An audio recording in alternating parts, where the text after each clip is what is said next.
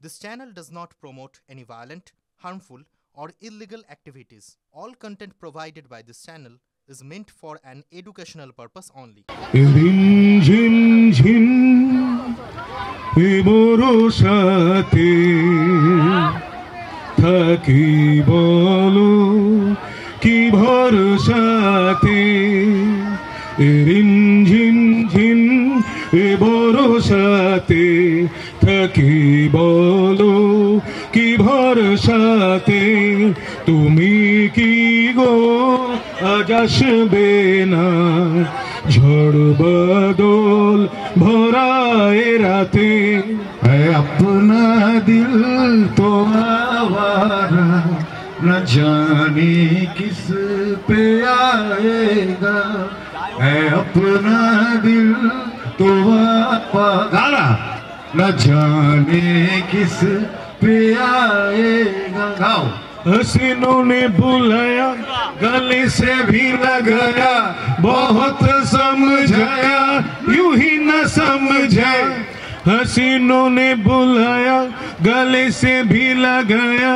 बहुत समझाया यूं ही न समझा बहुत भोला है बेचारा न जाने किस पे आएगा है अपना दिल तो आवारा न जाने किस पे आएगा है अपना दिल तो आवारा न जाने किस पे आएगा বিরহ জ্বালা কি যে এখন বুঝেছি যে দু চোখ ওঠে ভিজে এই অশ্রুধারা বিরহ জ্বালা কি যে এখন বুঝেছি যে দু চোখ ওঠে ভিজে এই অশ্রুধারায় কাছে এসো ধরা দিতে আছি বসে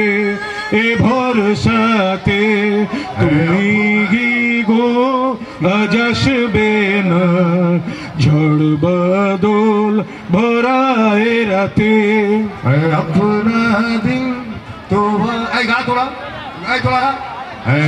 সবাই মিলে দিল তো আওয়ারা न जाने किस पे आएगा है अपना दिल तो आवारा न जाने किस पे आएगा बहुत अच्छा দেখুন এই যে বোমা হামলা কিভাবে ঢুকে লোক মারতে হয় এগুলো তো সাধারণ লোকের ধারণা থাকে না। অর্জুন বাবুর একটা গভীর ধারণা আছে, এটা কিন্তু আমরা স্পষ্ট যে উনি জানেন কী দিয়ে মারা যায়, কীভাবে বোমা হয়, কীভাবে ঢুকে গিয়ে লোক মারতে হয়। এই যে ধারণাটা অর্জুন বাবুর, এটা কিন্তু একদম মানে নোটিস করার মতো যে অর্জুন সিং এগুলো জানেন।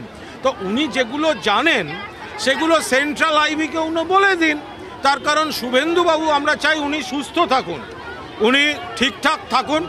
ওর নিরাপত্তাটা কেন্দ্রীয় সরকার দেয়, কেন্দ্রীয় বাহিনী দেয়। আর যেসব খারাপ লোকগুলো সীমানা দিয়ে ঢুকছে বলে খবর, সে তো সীমানা পাহারা দেয় অমিত শাহের বিএসএফ, আর সেন্ট্রাল আইবিটা অমিত শাহর আন্ডারে। ফলে শুভেন্দুবাবুর নিরাপত্তাটা কার্যত গোটাটাই কেন্দ্রীয় সরকারের হাতে। তার মধ্যে যদি অর্জুন সিংয়ের কাছে রোমহর্ষক কিছু খবর আসে, তো তিনি তার এই বিশেষজ্ঞ হিসেবে যে অনুমান বা খবর, ওগুলো সেন্ট্রাল আইবিকে অফিসিয়ালি জানিয়ে দিন। আজকে শুভেন্দু অধিকারী বলছে যে সরকার ইচ্ছে করে করছে না, বিরোধীরা বলছে। না এরকম কোনো বিষয় নয়, পুলিশ খুঁজছে। এখন কোনো কারণে হয়তো ট্রেস করতে একটু দেরি হচ্ছে, আইনের পথে চলছে, পুলিশ খুঁজছে। আজকে শুভেন্দু অধিকারী বলেছে কলকাতা থেকে একজন এসেছিল আমাকে হারাতে, নন্দীগ্রাম তাকে হারিয়ে বাড়ি পাঠিয়ে দিয়েছে। দেখুন এগুলো তখন কেন্দ্রীয় নির্বাচন কমিশন কেন্দ্রীয় সরকারকে কাজে লাগিয়ে লোডশেডিং থেকে শুরু করে কি হয়েছিল এটা সবাই জানেন। পরবর্তীকালে আমরা পঞ্চায়েতে দেখেছি, জেলা পরিষদের নির্বাচনে, জেলা পরিষদ প্রার্থীদের নির্বাচনে ওই নন্দীগ্রামেই 10,400-র বেশি ভোটে তৃণমূল কংগ্রেসের জেলা পরিষদ প্রার্থীদের লিড আছে। ফলে এগুলো কোনো কাজের কথা নয়। 2021 সালেই গোটা বাংলার মানুষ মমতা বন্দ্যোপাধ্যায়কে তৃতীয়বারের জন্য মুখ্যমন্ত্রী হিসেবে বাংলার বুকে নির্বাচিত করেছেন। ফলে এটাকে বিভ্রান্তিকর কথা বলে গুলিয়ে দেওয়ার চেষ্টা করে কোনো লাভ নেই। আমাদের সংখ্যালঘু ভোট প্রয়োজন নেই, আমি জানি যে কিভাবে ভোট আদায় করতে হয়, কিন্তু আমার সংখ্যালঘু ভোট প্রয়োজন নেই। আরে আমরা সংখ্যালঘু সংখ্যাগুরু এইভাবে আমরা ভোট ভাগই করি না, আমরা উন্নয়ন। মমতা বন্দ্যোপাধ্যায় সরকার উন্নয়নের কাজ করছে, যাতে মানুষ সব ধর্ম জাতি ধর্ম নির্বিশেষে মানুষ উন্নয়নের পক্ষে ভোট দিচ্ছেন। 21 সালে ওনারা পারেননি, বিজেপির লোকেরা পারেননি, 23-এ একটা জেলা পরিষদও নিতে পারেননি, 24-এ বিজেপির সাংসদ বাংলায় কমে গেছে, তৃণমূলের বেড়েছে। তারপরে এই কথাগুলো আসে কি করে? লোকে দেখে শেখে বা ঠেকে শেখে।